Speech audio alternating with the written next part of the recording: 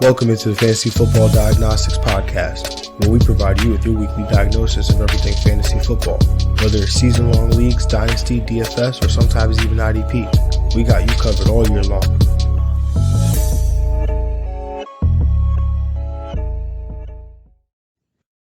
Let's do it. Let's get to it. Welcome into the Fantasy Football Diagnostics Podcast. And of course, I'm your host, John June. And without a doubt, on this Wednesday evening, December 15th, Week 15, quarter final of your fantasy playoffs. Crazy. This is the time. So we gotta have my guy here, Greg Penniman. Yes, sir. Greg, how you feeling around this time, man? I'm stressed. I'm real stressed right now. Like, you put in a lot of work during the season, and it could just be all gone in a span of a couple hours, actually. A couple minutes, you could just feel it and just know, like, oh, this is it. I'm about to lose. So, you just got to, lock in, hopefully, to do the best you can to get those dubs. I'm in 5 playoffs, so hopefully I can go 5-0. Yeah, 5 playoffs is nice. I believe I'm in about the same number of playoffs there. Got eliminated from our one league, our 8-person league there, which is a wild league. The whole group chat was rooting against me. Facts. That's a fact. They would go hard against you. It's crazy. It's crazy. But you know what? It is what it is. I accept my defeat. It's part of the game. It happens. All right, like, for every winner, there's got to be a loser in fantasy, and so. I'm okay to carry that in that one league, but in these other leagues, we're about to go hard in the paint, man. So, not like we don't try to bring our best every week, but every week going forward from here on out, like it's win or go home. So, I always say you got to go 1-0 every week, but like we don't have a choice here, but to go 1-0 every week. Like, we got no choice. So. Whatever you got to do to get that done, you got to do it. So, remember, there's no stashing players anymore. This is the tournament. We're in it. So, with that being said, Greg, let's jump into these streams of the week. And we were having a little conversation actually prior to hitting record. So, some of it might actually have ended up getting recorded. So, we'll cut that part out, whatever. But we were talking about these quarterbacks and these potential quarterback streams of the week. I said, I don't want to know who your quarterback streams of the week are. You said 2 names. I think there's only 2 names that we could go with. There's actually another name, but we can talk about that a little bit later. But, Greg, who's your quarterback stream of the week? I'm going to just go with Jimmy G because he's the most handsome quarterback in football. So, I got to go with Jimmy G. Man, my last 9 games, he's been just, killing it, averaging 251 yards per game, almost 2 touchdowns a game, not many interceptions. So he's been solid as a quality streamer. He's got Atlanta, so that matchup is juicy. They're one of the worst teams against quarterback positions. So, yeah, you got to love Jimmy G to get you another possible 2-touchdown game. Yeah, the reason why I laughed is because I said, you know what, last week the last few weeks we've been having the same streams of the week. I said, you know what, I'm going to be preemptive about this. I'm going to put down 2 because I know Greg is going to have at least one of these guys. And the 2 that I put down, the aforementioned Jimmy Garoppolo. Yes, sir. I like the last 3 games, 275 passing yards. He's averaging almost 2 touchdowns, 66% completion percentage, 8.5 yards per attempt. Atlanta's allowing the 4th highest touchdown rate allowed to opposing quarterbacks at 5.4%. So I love that. But I also have Tua Tagovailoa, who is the other name that you had mentioned. Yes, sir. 43% rostered in Yahoo leagues. Gets to go up against the Jets. The Miami backfield is ailing with COVID. We already know Tua operates in a short passing game anyway. That's kind of an extension of the run game. Between his weapons and Waddle and Gesicki and Parker, he should have himself a very solid day here to help you advance in your fantasy playoffs. And there is actually one more name, but I'm not going to put him here because we're going to talk about him on Saturday. Yeah, you can't go wrong with these 2. If you're the Jalen Hurts manager right now, or if you're just, basically pretty much that, you just go get one of these guys. They're going to, especially if Taysom Hill's not there, Yeah, make that move. Save your fantasy season right now. Definitely. All right, let's move on to the tight end position, the tight end stream of the week. Greg, what do you got there for the people this week? Yeah, I think I'm gonna just stand my flag and take Brevin Jordan going against going against Jacksonville. The rookie tight end. Been 7 targets last week, 4 the week before. He's got 3 touchdowns in the season, 2 in the last 3 games. So I think he's on a little trend here. I think he's gonna get a number of targets. Jacksonville isn't good against the tight end position. They're solid. They're just decent. So and the one team that Houston dominated in the first game was Jacksonville. So I think they get some opportunities here. Yeah, Brevin Jordan's a very nice one. I like that one a lot. I'm going to go back to a well that I think you went to last week in Cole Kmet. 26% rostered, going up against Minnesota. Has a 21% target share over the last 4 weeks. Minnesota, they've been solid against tight ends, but I think Justin Fields, wink, wink, will continue to look for him, especially down in the red zone. So I like Cole Kmet to have a nice day. It's a really tough week for tight ends here. It really is. It's a It really really tough is. week. I'm searching. Yeah, so Cole Kmet it was. So Greg, your defensive stream of the week this week, Oh, man. don't What do you forget got? about Al too. That's the Yo, third I name. almost went out. Honorable I mention. really, Yeah. I really almost went out. Oh, the Yeah. matchup is really nice against Cincinnati. I like that one a lot. Yeah. Greg, your defensive stream of the week. 49% roster, so they're right there. I'm gonna go with Cleveland defense. It's a move I made in this league of extraordinary people going against Vegas. They got a sack in every game except one this year. Coming up 4 sacks last week. Two fumble recoveries. Myles Garrett and them boys gonna do what they have to do against a Vegas team that has been banged up at pass catcher position. Is really only one way they can really move the ball with third and Renfro, but Derek Carr is gonna get pressured. Yeah, I definitely like that one as a sneaky one. I'm gonna go with one that I actually brought up not last week, but the week before. And I said that, hey, I like them through the bye week potentially. And they're 35% roster in Yahoo leagues. I actually really like them. This week, especially against Washington. I'm talking about the Philadelphia Eagles. They get an ailing Taylor Heineke. They could also be without Terry McLaurin. The Washington football team could be. And the Philadelphia has a really nice schedule for the remainder of this playoffs. Like, they're pretty much like a defense that you could just hit the lock button on for the entire playoffs. As they get to go up against the Giants in week 16, and then they get the Washington football team again in week 17. So really like Philadelphia. If you started them 2 weeks against the Jets, you were happy. If you cut them through the bye, I think you'll be happy as we progress through these playoffs. Greg, we got a Thursday night game to talk about. We've also got some Saturday games to talk about Yes, this sir. week. Those are always fun. And more than ever, right? I'm going to say it again. The earlier players go in a position spot, right? Like, they don't go in your flex, right? So, Hunter Renfro, he's a wide receiver too. Yep. Some people might have him in as a flex play, a weekly flex. Go put him in your wide receiver spot. Yep. Because he's going to play on Saturday, Yep. right? These Him and guys here, Michael Pittman as well. Yep. Michael Pittman, put him in your wide receiver spot, right? Like, if if something happens with Austin Eckler and Justin Jackson can't play and you pick him up and to flex him, put him in your running back spot, right? Like, play these guys at a position because you want that flexibility. I'm telling you, you're really going to want it. Facts. You don't want that to be the reason why Especially you with COVID put right in now. advance, especially with COVID right now. Especially with COVID right now. So, and that goes for quarterbacks. If your second quarterback, just put him in the quarterback spot. Don't put them in the super flex spot.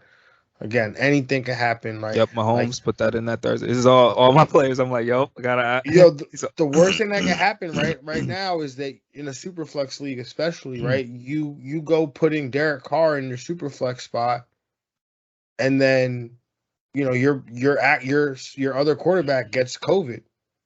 Yeah.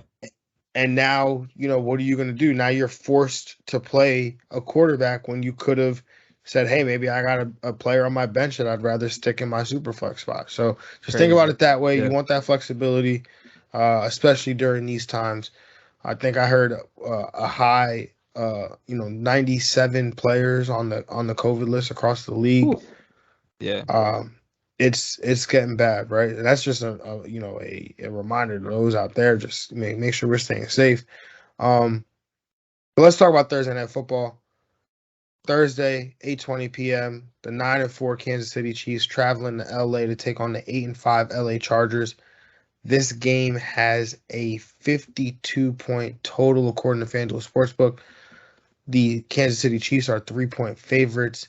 The weather is okay. There's maybe some rain in this game, but nothing of too concern. In terms of injuries, on the Kansas City side, defensive tackle Chris Jones, wide receiver Josh Gordon, tight end Jody Felston, linebacker Willie Gay, all tested positive for COVID, are on the COVID injured reserve list. L'Jarius Sneed, the cornerback, he is out for personal reasons. That's all on Kansas City side. On the Chargers side, rookie stud left tackle Rashawn Slater, he is out as he tested positive for COVID, and he was placed on the COVID reserve list. And again, there's more guys that can get placed on this list between today and tomorrow when this game kicks off. So definitely be mindful of that. We saw that happen in the Monday night game. Two guys, Jalen Ramsey and another player, get pulled, basically, or Tyler Higbee essentially get ruled out ahead of the game for testing positive. So again, just continue to monitor the situation, continue to stay on top of it. Also in the injury front for the Chargers, Austin Eckler, running back, questionable with an ankle. He practiced in limited capacity on Tuesday and Wednesday, or on Monday and Tuesday. Yeah, Tuesday and Wednesday. Yeah. No, Tuesday, Wednesday. Yep. And according to head coach Brandon Staley, he said, quote, he's just sore, but we're going to make sure that before the game he's feeling okay. So whatever that means, maybe they're getting him something for that pain. I don't know, but sounds like Austin Eckler should, without barring anything unforeseen, be out there on Thursday night. Continuing on the Charger side, Derwin James, Asante Samuel are both questionable for their own injuries. Derwin James with a hamstring, Asante Samuel with a concussion, both missed the last game. So seems like they both could play here on Thursday night. Greg, all these variables, where are you going with this game? I'm going to take the under. I'm going to take divisional game. Kansas City's defense has been pretty good. I'm going to take KC to cover and KC to win. I think they just win by a field goal, actually. These teams they're going to play pretty tough. On Kansas City side, Patty, mid-tier QB1, around that 5 to 7 range. I think he's going to play well. He's going to have to put up points. Justin Herbert's going to match him, and I think they're going to go back and forth a little bit. Clyde, he's a high in RB2 for me with the RB1 upside. Since returning from injury, which is last 3 weeks, he's been RB14, 22, and RB10 in PPR leagues. He's getting very solid volume, around 15 touches per game in that stretch. The snap share, though, has been a little 50-50 with Daryl Williams, so I think that puts Daryl Williams also in that low RB2 territory. I do prefer Clyde's upside a little bit, but Daryl Williams is definitely a good play as well. Tyreek Hill, he's a low-end wide receiver 1. I mean, this week he's been a little more boom or bust. 5 weeks this season, he's been outside the top 40 in PPR leagues. I'm gonna need the game here. Hopefully he can get it done. So rank wise, I have him kind of high in wide receiver 2, low in wide receiver 1. Travis Kelce, top 5 play at the tight end position. On LA Chargers side, Justin Herbert, got him similar to where Patty's ranked mid to low tier QB1. Austin Eckler, he's trending in that slightly. He's in the neutral direction, but I think if he's going to play, he's a lock and loaded RB1. But Joshua Kelly and Justin Jackson, I really don't like them as players, but I think one of them could fall into RB3 week. So have them ready and monitored for Eckler if he can't play. Keenan Allen, he's back, lock and loaded wide receiver 1. Mike Williams, it is very hard to trust, but in the first game, He did go off. He did have 7 for 122, 2 touchdowns. So it could be a boom week. I mean, I still have him in flex territory though. Yeah, I'm gonna take the over here. I'm gonna take the Chargers actually to cover. I'm actually gonna take the Chargers to win the game here. I think Kansas City, they are a little bit banged up on defense. I mean, no Chris Jones, that's huge. Yeah. No Willie Gay at linebacker, that's a big blow as well. And then L'Jarius Sneed, who has been one of their top corners, he's out as well. So that's a lot. Those are some big blows across that defense, and that's one at every level of their defense there too. This should be an interesting game. Anytime these two teams play, anytime these two quarterbacks play, it's a high-scoring affair. I think we get another high-scoring affair. I hope so. Maybe I'm just lowering my expectations so I get a really high-scoring game here. On the Kansas City side, Mahomes, I think, you were talking about Tyreek Hill being up and down. I think that's correlated to Mahomes, man, right? Like Mahomes has been up and down all year, but I think you could trust him in this spot. You said quarterback 7 is about where you have him. That's exactly where I have him as the quarterback 7 on the week, especially if this game shoots out. Like I think that there's obviously some upside for more. Yeah, definitely. Clyde, definitely a nice matchup here. He like you said, doesn't see a bulk of the work, right? He's sharing. It's almost a near split there with Daryl Williams. So if he very well could get phased out of the game plan. But I think the touchdown opportunity and the matchup are basically just too good for you to pass up on him. Tyreek Hill and Travis Kelce, I think they've both been up and down as of late, right? And again, I think that correlates with Mahomes. Yeah. Mahomes' down game. So I think both of these guys make an impact in this one. I think Mahomes can be a top 7 quarterback, I think both these guys have to, finish higher than where I might have them ranked. And then Daryl Williams, I think he's a deep RB, RB2, RB3, flex option there for you if if you're desperate or you're hurting there. On the Chargers side though, Herbert, the matchup, while it does look tough on paper, because Kansas City's been doing so well, especially in recent weeks, I still am going to have him as a top fantasy quarterback, definitely in the top 10, probably in the top 8 or more. I mean, I have the Chargers winning, and I think a lot of that's going to have to do with Herbert. I think he should see a decent amount of volume here. Eckler's banged up, so I think that's even less on his plate and more on Herbert's plate. So I think if Eckler does go, I think you have to play him, especially in PPR leagues, because I think he'll still be an option to catch passes. Or maybe he's not actually, because remember there was that game where he was banged up earlier in the year and he didn't catch. They didn't use him to catch any passes. They just used him strictly as a rusher. So curious to see how that plays out. But I think they still use him around the goal line. So no Chris Jones. So we've also seen this run defense take a hit before in that situation. Justin Jackson would be the guy I'd go after if Eckler does miss any time. He's the guy that I think would probably play closer to that 3-down role. So I'd probably lean him over Joshua Kelly. Mike Williams, Keenan Allen, they're both going to be wide receiver 1s to me. Again, the matchup doesn't look great on paper, but these guys are coming into a phenomenal matchup against a banged-up Chiefs defense. So, both these guys in the startup with confidence. Yeah, I'm definitely hoping it is a very still competitive game. 52 is a high over-under, but I still think just a lot of points to be had. Yeah, I mean, this game went for 54 last time they played in Kansas City. So I think it's definitely attainable, especially if the Chiefs defense is banged up there. Greg, do you have a bold prediction for the people? Patty and Herbert both throw for 350?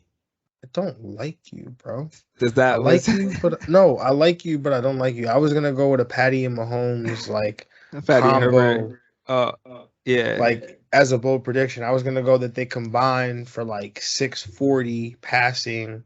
Wow. And I think we get That's crazy. Yeah, I think we get I want to go with 6. I feel like 5 is not bold enough. Like 6 Nah, total 6. touchdowns Oh, 6 total touchdowns too. between the two of them. Ooh, I like that. Right. I So like like if that. one gets 4 and the other gets 2, we're still right. Yeah. 2 in the rushing touchdown. That could happen. Yeah. Right. I still take that. Yeah. So that's what I'm gonna go with. 640.